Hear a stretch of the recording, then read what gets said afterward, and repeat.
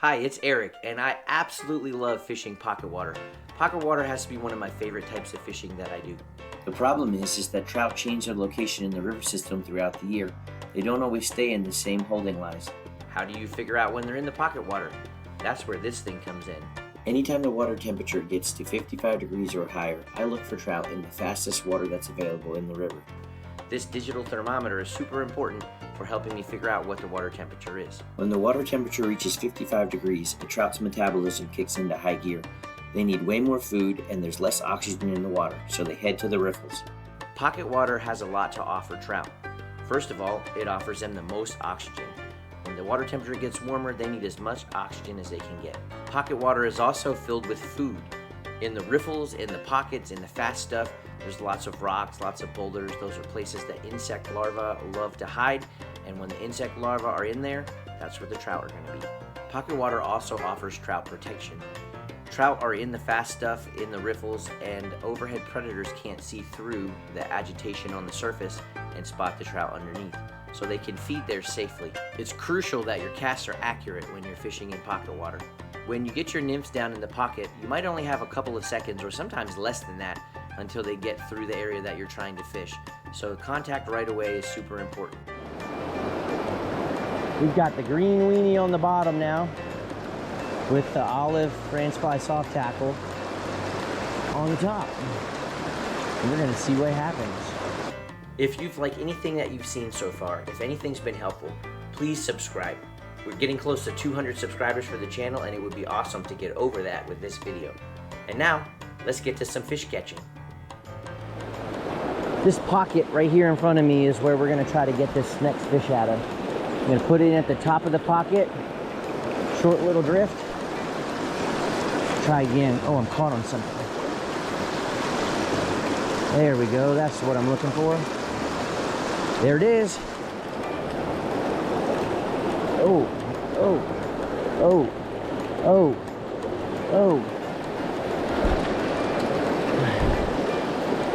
All right. Pocket water at its finest right here, folks. That's a short little drift. It has to get down in a hurry with contact. You gotta be ready for a set. See if we find another one in there. Okay, let's move to the next little pocket. All these little pockets have potential to hold fish. That's what I love about pocket water. I'm gonna put one in right at the bottom of that, right at the bottom of this rock right here. Let it come down through towards the other rock. Right there.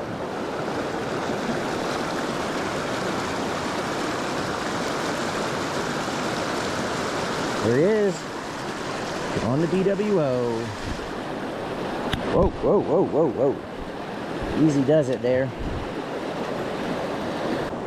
I change flies a lot because situations change a lot. If something's not working, don't keep doing what you're doing. The chances are it's not going to work. Be willing to change, adapt. Think outside the box sometimes.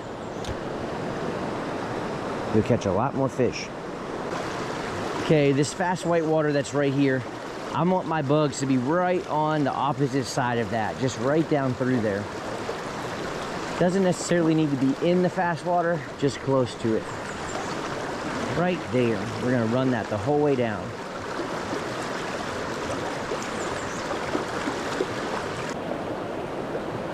This is where having a micro leader really helps. So I can get a 25, 30 foot drift without hardly any sag and still have strike detection way over there. There's a nice fish. All the way on the other side. I don't know how I'm gonna get him through this fast stuff.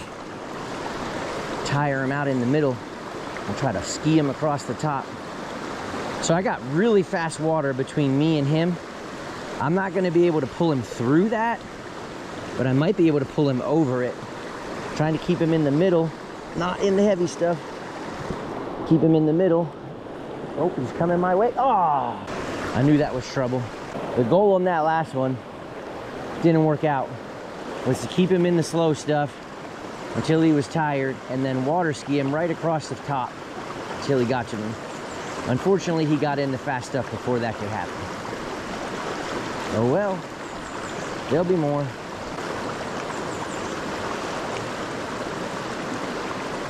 There's one. Oh, wow. Oh, this is trouble. I can't chase him. He's in heavy current. Come on. Come on, 10-foot, 10-inch rod. Get him out of that fast stuff. Come on. Come on. All right, get my rod ready. Get my net ready. Come to Papa. Water ski into the net. Yeah, dude. That's what I tried to do with the last one. This one actually worked. On the BWO, France fly. Thanks, Mr. Bo. You can see I keep getting stuff on my fly almost every cast. And unfortunately that's messing up my drift, but it's also getting to be annoying just cleaning off my fly all the time. So I'm gonna turn this double nymph rig into a drop shot rig. I'm gonna start by just cutting off this bottom fly. Okay. Now I'm gonna tie an overhand knot close to that same position. That's just to keep my split shot from falling off. I'm gonna take a split shot. Not too big, but big enough to get it down. And I'm gonna put it right above that overhand knot. And then I'm gonna crimp it.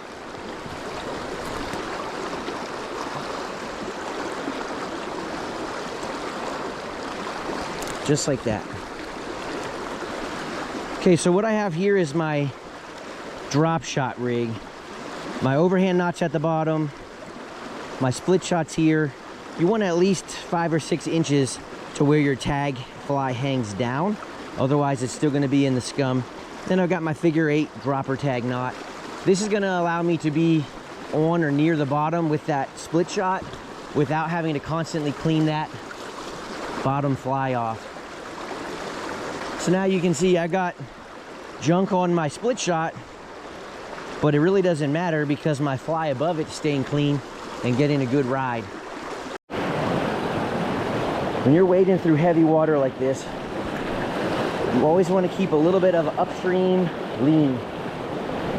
You don't want to lean downstream because if you get pushed downstream for the water, you're going for a swim. And I always like to go sideways to the current. I don't like to go straight into it. I like to cross it going sideways. Okay, here we are. Let the drop shot do its magic.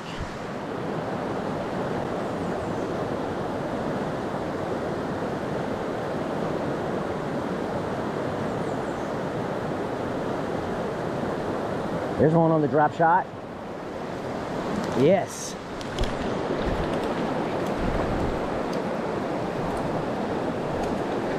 Nice little bow.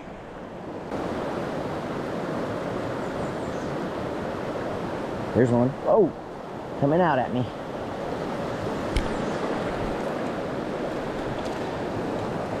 Little bow on the soft tackle again. So some of these fish, y'all, require some pretty aggressive wading. I've waded this spot a whole bunch of times. I would not try this without my wade staff, and I would not try it if the water was up and really high. Most important thing is coming home at the end of the day, not catching fish. Catching fish is nice. Don't ever put yourself in a situation where you can't be safe to try to catch a couple fish. My boots, I've got Corkers River Ops boots on. I've got the aluminum bars on the bottom. They do pretty well on these really slime covered slippery rocks. Other places they're a little overkill, but when I come over here, this is what I usually run. Gives me pretty good traction most of the time. Oh. There was a big one that just flashed at it. There's one. That's not the one that ate the last time though. All right, what did he eat? I don't know, but he made a mess of my flies. Didn't you, buddy? You made a mess of my flies. Oops, there he goes. Bye. Oh, golly. Look at this mess. All right, this is gonna take a while. See you in a little bit. I don't know if you can see the hundreds and hundreds of midges down there. There are a lot of midges in this river. When there's sulfurs and BWOs around though, that's what I'll usually fish. This is not ideal. I've got loops in my leader. I got a serious tangle. I'm gonna cut my sighter off and try again. Cut my leader right here.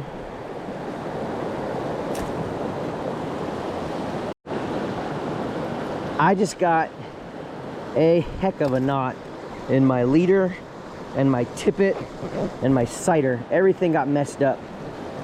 But I carry everything I need to re-rig my leader, remake my leader in the middle of the river if I need to.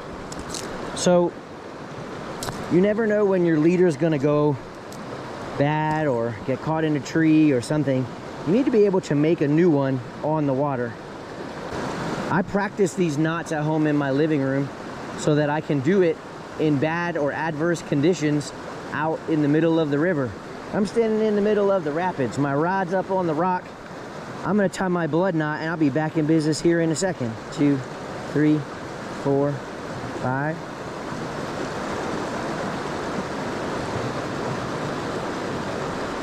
One, 2, 3, 4, 5.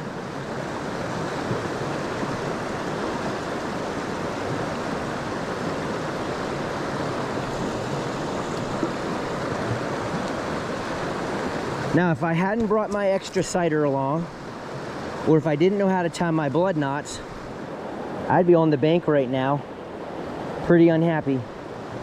But because I practice these things ahead of time, when things go wrong on the water, it's not the end of the world.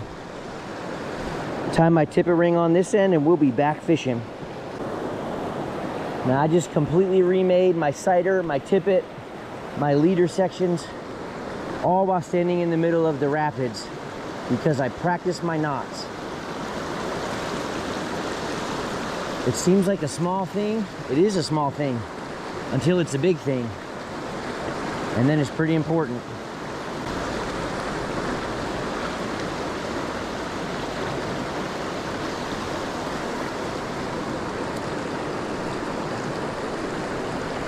There's a good fish. I think he's on the green wing. This is problems. This is really problems. Come on, come on, come on, come on. Come on, come on, come on. Come on, come on, come on. Stay up here, stay up here. Nope, nope, nope, nope. Gotta get him now, gotta get him now. Get in there, yes. Oh, there he came off. That was close. Thanks, buddy. Hey. I caught one on something other than a France fly. Green weenie strikes a bow. That was fun. New leader held up well. Tie good knots.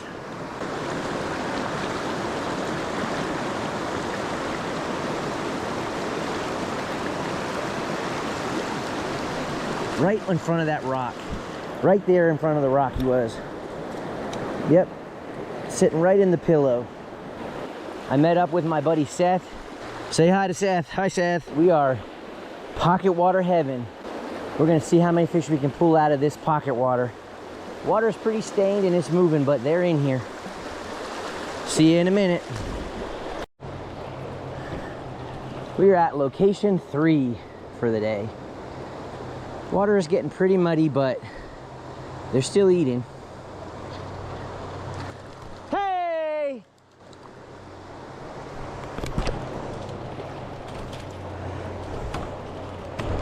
I had to let Seth know I caught one. We can't let Seth have all the fun. He shows up and catches the big fish right away. Seth, if you're watching this, sorry, dude. This is my favorite kind of fishing right here. I love fishing this fast stuff. Fast stuff with the Euro rig, super fun. This water here gets progressively deeper as it goes out. So I started with a pretty shallow, quick drift, and as I'm getting out farther, I'm trying to get my sighter deeper and deeper so I can just kind of paint the bottom. It's a little hard to see how deep it is because there's some color in the water. So that was fun. I just got body checked by a trout. I had a rainbow trout on. I was reeling it in. It jumped, slammed me right in the arm, and got off. Don't have that happen every day. That was entertaining.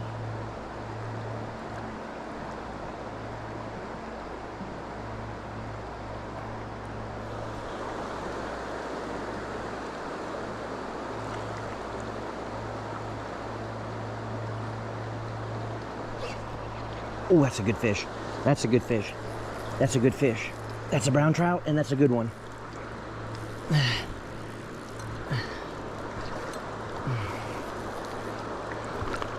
Get back. Oh, it's a bow. Oh! Stay tight. Stay tight. It's down in the water. Down in the water, Colin. Come on. Okay, up. In the net. Yeah. On the poacher. Ooh. That's a good one. He's probably 16. All right, so the poacher's a success. It's got a pretty big profile to it. Oh, there's another one. Oh, shoot. He let it go.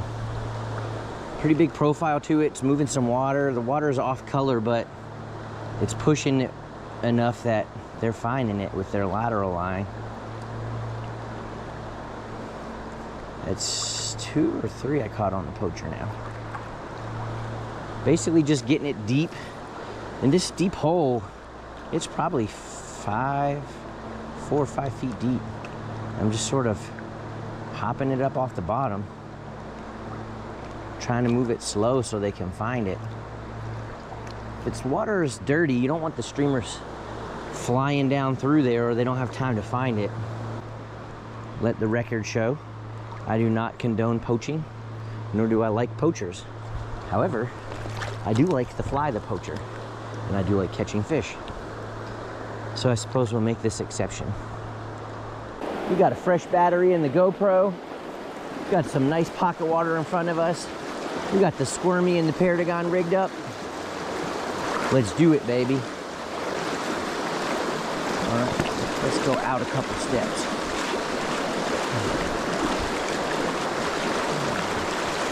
Feet don't fail me now. I just lost my whole leader and sighter. Well, I just lost my whole sighter and tippet in the tree. So I've re-rigged, and instead of using a piece of tied-in mono sighter, I just used my Adams 4X with my paint markers. I'm gonna give this a go, see how it works. I need to get that. Let's get closer.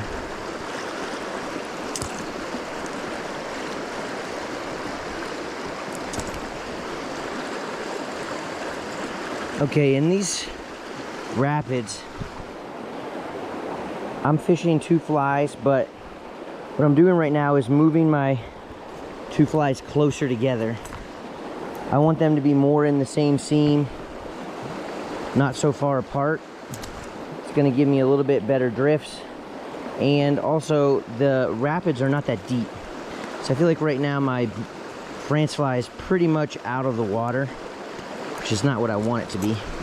So by moving my flies closer together, I can make sure my France fly is under the water, even in this faster, shallower water, which is going to be a fish. Okay, there's going to be a fish in here, but I got to make a good cast. I got to go under this tree branch, shallow sighter angle, tension right away. Oh.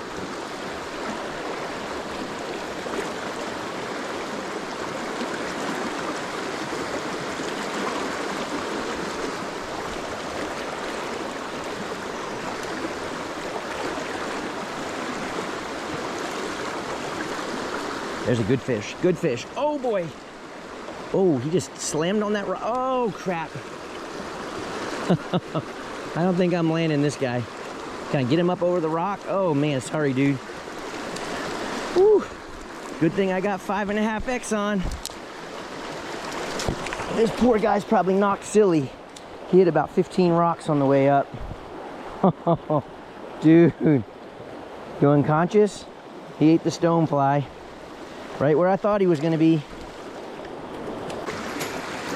I got those flies closer together and right away picked up a fish.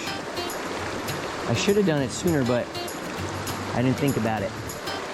These little adjustments a lot of times are what makes the difference between lots of fish or not very many fish. I caught several other fish that night that I didn't get on camera, including this great brown. He was hanging out in the fast water too and ate my Paragon right beside a rock. That's it for today's episode, y'all. Thanks for joining me on this brook to river fly fishing adventure. Hopefully it helped you out. Hopefully you learned some things. If you haven't already, please subscribe. Please like, comment, share.